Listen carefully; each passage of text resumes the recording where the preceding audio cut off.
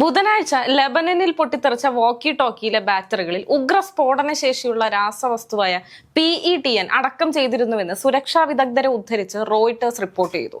സ്ഫോടക വസ്തുവിന്റെ സാന്നിധ്യം കണ്ടുപിടിക്കുക എളുപ്പമല്ലാത്ത വിധമാണ് അത് ബാറ്ററിയിൽ ചേർത്തിരുന്നത്. ചൊവ്വാഴ്ച പൊട്ടിത്തെറിച്ച ആയിരക്കണക്കിന് പേജറുകളിൽ അടക്കം ചെയ്തിരുന്ന 3 ഗ്രാം സ്ഫോടക വസ്തുവും സുരക്ഷാ പരിശോധനയിൽ കണ്ടുപിടിക്കാൻ കഴിയാത്ത വിധമായിരുന്നു. പുതിയ പേജറുകൾ ലഭിച്ച ശേഷം ഹിസ്ബുള്ള അംഗങ്ങൾ പതിവ് പരിശോധനകൾ നടത്തിയിരുന്നു. ഫാക്ടറികളിൽ നിന്ന് പുറത്തേക്ക് പോയ ശേഷം ഇടയ്ക്ക് എവിടെയോ ആകാം പേജറുകളിൽ സ്ഫോടക വസ്തുക്കൾ വെച്ചതെന്നാണ് ഒരു നിഗമനം.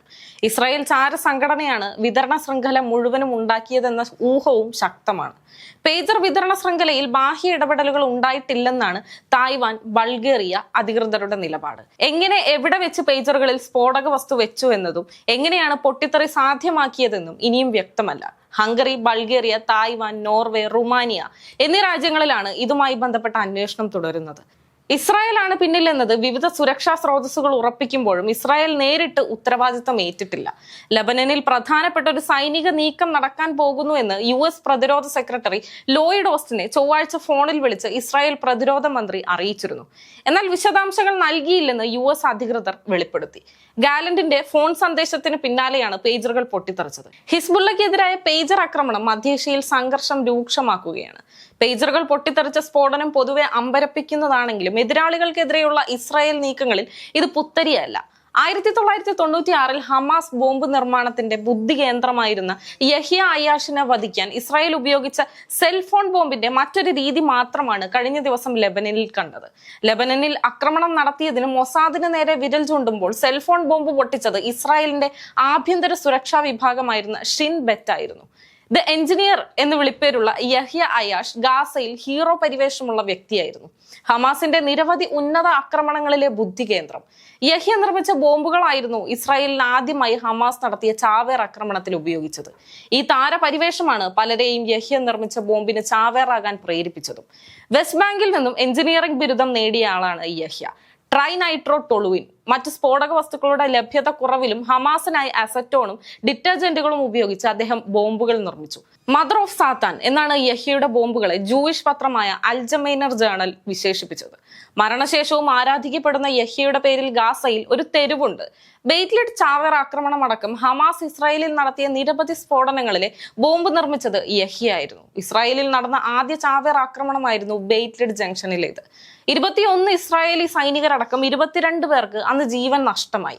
ഇസ്രായേലിന് ഇത് വലിയ തിരിച്ചടിയായി. സ്ഫോടനങ്ങൾ പിന്നെയും നടന്നെങ്കിലും പാളിപ്പോയൊരു സ്ഫോടന ശ്രമത്തിൽ നിന്നാണ് യഹ്യ അയാഷിനെ പറ്റി ഇസ്രായേലിന് വിവരം ലഭിക്കുന്നത്. ഒരു ഡിറ്റനേറ്ററുമായി ബന്ധിപ്പിച്ച 12 കിലോഗ്രാമിന്റെ 5 പെട്രോൾ ടാങ്കുകളുമായി 3 ഹമാസ് ചാവേറുകളാണ് അന്ന് പിടിയിലായത്.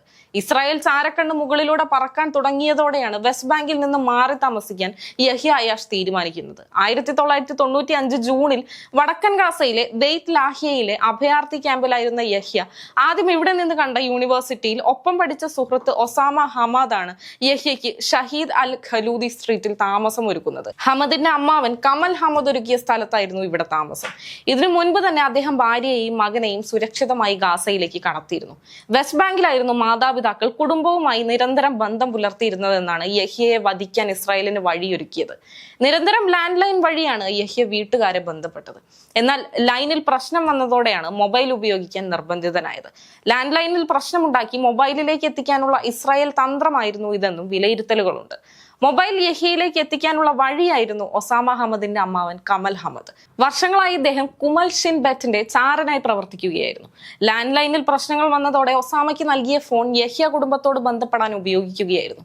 ഈ പ്ലാനിന്റെ ഭാഗമായി കുമാൽ ഒസാമയ്ക്ക് 050507497 എന്ന നമ്പറിലുള്ള മോട്ടറോള ആൽഫ ഫോൺ നൽകി. 1995 ഡിസംബർ 25-ന് ഈ മൊബൈൽ വഴിയാണ് യഹ്യ വീട്ടിലേക്ക് വിളിക്കുന്നത്. പുതിയ കുട്ടിയുടെ വിശേഷങ്ങൾ സംസാരിച്ച് അടുത്ത ഫോൺ കോൾ ജനുവരി 5-ന് എന്ന വിവരം കൈമാറിയാണ് ഫോൺ കോൾ അവസാനിപ്പിച്ചത്. ഈ തീയതി ഇസ്രായേൽ ഉറപ്പിച്ചു. ഇതിനു മുന്നോടിയായി കമൽ വഴി ഫോൺ തിരികെ വാങ്ങി സ്ഫോടക വസ്തു നിറച്ച ശേഷം ജനുവരി 4-ന് തിരികെ കൈമാറി. 57 ഗ്രാം റേഡിയോ കൺട്രോൾഡ് ബോംബാണ് ഉണ്ടായിരുന്നത് എന്നാണ് അന്ന് ഇംഗ്ലീഷ് മാധ്യമങ്ങൾ റിപ്പോർട്ട് ചെയ്തത്. ബാറ്ററി ഭാഗത്തായിരുന്നു സ്ഫോടക വസ്തു ഘടിപ്പിച്ചത്. 5-ന് രാവിലെ 9 മണിക്ക് ഫോൺ വന്നു. യഹ്യയുടെ പിതാവാണെന്ന് അറിഞ്ഞതോടെ ഹമദ് ഫോൺ യഹ്യയ്ക്ക് കൈമാറി പുറത്തേക്ക് പോയി. 5 മിനിറ്റ് കഴിഞ്ഞ് തിരിച്ചു വരുമ്പോഴേക്കും രക്തത്തിൽ കുളിച്ച യഹ്യയാണ് കണ്ടത്. അതേസമയം അപകടശേഷം കമൽ ഹമദിനെ ആരും കണ്ടിട്ടുമില്ല. ഗാസയിൽ സമ്പത്ത് ഉപേക്ഷിച്ച് രക്ഷപ്പെട്ടു എന്നാണ് റിപ്പോർട്ട്. ഒറ്റയതിന് ഇസ്രായേൽ അന്നത്തെ 3.55 കോടി, അതായത് $1 മില്യൺ രൂപയും വ്യാജ പാസ്പോർട്ടും തയ്യാറാക്കി അമേരിക്കയിലേക്ക് കടത്തിയെന്നും റിപ്പോർട്ടുകളുണ്ട്.